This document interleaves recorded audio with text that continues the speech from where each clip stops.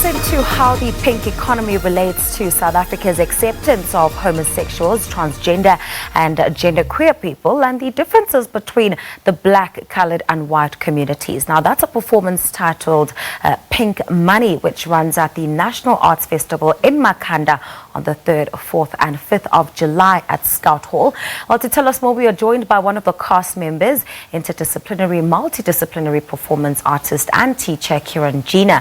It's great to have you in studio. You look absolutely beautiful and colourful. Thank you so much for coming. Thank you very much. Let's talk about Pink Money. What exactly is it, and what would you say is the inspiration behind this piece? Well, Pink Money is a term used by the queer community, and it is the buying power of that community, and specifically looking at how tourism and how we approach safe spaces as this community. How do we use that money and that currency? What are some of the issues that will be highlighted in this performance, or just issues that you guys hope to bring to the fore to get people really thinking about the pink economy? Well, I think worldwide there is a discrimination against this community, and it's important to recognize certain levels of privilege and entitlement, which is your white polyglot bohemians, and how we are trying to shapeshift the narrative for people of color and black people, and also give a representation of how we want to be included within this community or visible. And this currency is, how do we take our money seriously and support spaces that support our self-determination for love and tolerance? And how do you get a society to really take a closer look at itself? Because the pink economy is very much a big part of our economy in each and every community. You know, it's almost like our society won't accept certain people, but will definitely use your money to advance other agendas. Right. I think it's important to recognize that we can spend our money in hotels or environments that take care of us, as opposed to environments that discriminate against us. And it's about using art as a catalyst for change and protest. So we use Pink Money as an activation of party meets politics, and how do we start to talk about the real issues that are affecting us as African people or the global LGBTIQ+ community. All right. Let's talk about just some of the cast members. I know that it's quite a mixed bag of very interesting characters. Some are not even from the country, Switzerland and the Netherlands. Just tell us about the group of people that you are working with. Well, it's an international collaboration of us devising the material. We have Antje Schupp from Switzerland. We have Nico and Jana from Amsterdam. Anna Liza, who is an indigenous vocal artist from South Africa, and Mbali Ndluli, who is a visual artist and DJ, myself, Kieron Jina, as part of choreography, and we all kind of scripted the work together through a series of residencies, both locally in South Africa as well as internationally in Switzerland, through the help of Pro Helvetia. Wow, that's incredible. Yeah. I want to talk about personal experiences or takeaways or lessons for you as you've been a part of this journey. Right.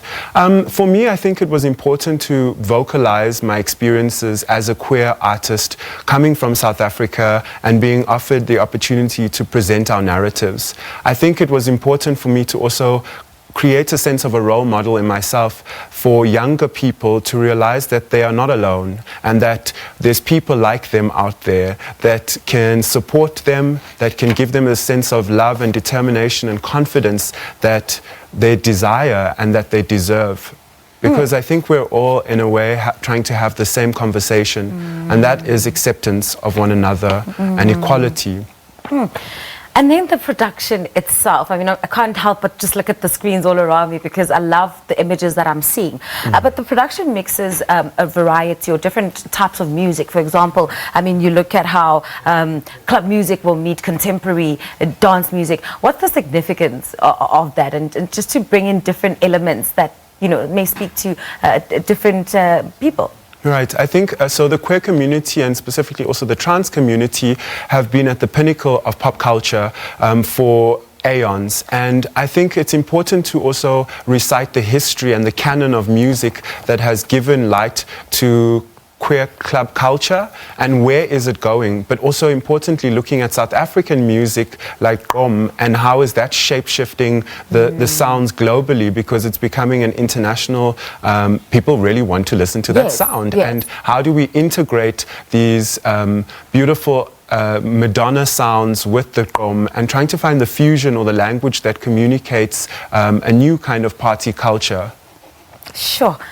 Yeah, I mean, it's just, there's a lot that is so positive, you know, from this just one production, and it makes me so excited to see what else is going to be coming out of this PINK community, because you know, society and its things, I want to say, you know, just really can sometimes be a huge stumbling block, but they're also great positives, you know, things that are happening, laws that are changing. Botswana recently, how does that just make you feel? Does it make you feel like the future is definitely going to be positive, that spaces are going to be safer, that conversations are actually going to be heard, and that violence will be eradicated, and that queer people can all just exist like everyone else? Right. I think it's important to also not look at all the trauma all the time, and that we can celebrate each other by affirming the fact that my body is not an apology, and the sense of protest and fighting still needs to continue, because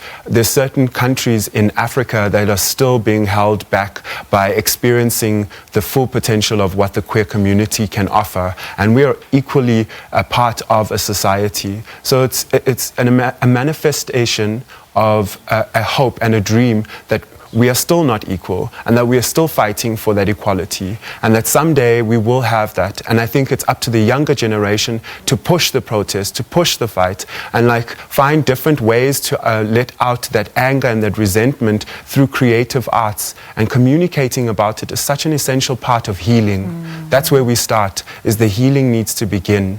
And through this kind of work that we are doing, it starts a moment in time, and it stops a moment in time and says, like, let's listen to each other, as opposed to put our discrimination on one another. Incredibly powerful. Kieron Jina, thank you so much. Makhanda is going to be lit. I wish I could be there. Thank you so much for your time this morning. Much. Our interdisciplinary, multidisciplinary performance artist and a teacher, Kieron Jina, is one of the cast members of a performance piece titled PINK MON, which runs at the National Arts Festival in Makhanda on the 3rd, 4th and 5th of July at Scout Hall. Go see it. Something new to learn. You're going to absolutely enjoy.